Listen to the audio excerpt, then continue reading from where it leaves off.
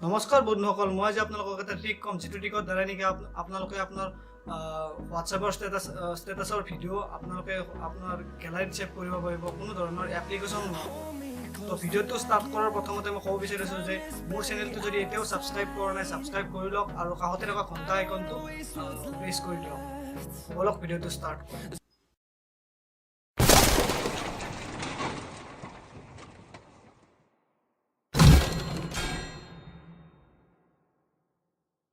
প্ৰথমতে আপুনি আপোনাৰ হোৱাটছএপটো অ'পেন কৰি লওক, তাৰপিছত ষ্টেটাছত যাওক। ষ্টেটাছত যাই আপুনি ষ্টেটাছ এটা প্লে কৰক।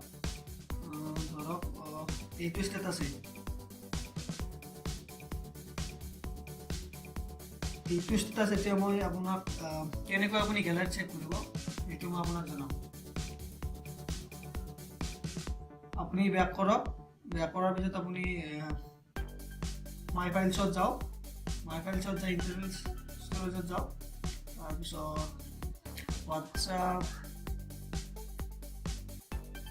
হোৱাটছআপ ফল্ডাৰটোত যাওক আৰু ইয়াতে থকা তিনিটা ড্ৰপত আপুনি ক্লিক কৰক। ক্লিক কৰাৰ যায় ছেটিংছত যাওক, ছেটিংছত যায় শ্ব' হিডেন ফাইলছটো আপুনি শ্ব' কৰি দিয়ক।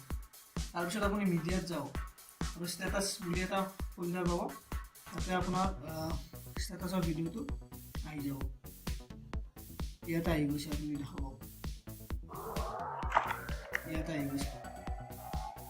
ধন্যবাদ, আজিলৈ ইমানে। যদি ভিডিঅ'টো ভাল লাগিল লাইক কৰক আৰু শ্বেয়াৰ কৰক। যদি কিবা বুজি নাপালে কমেণ্ট কৰি সুধিব, মই আপোনাক জনাই দিম।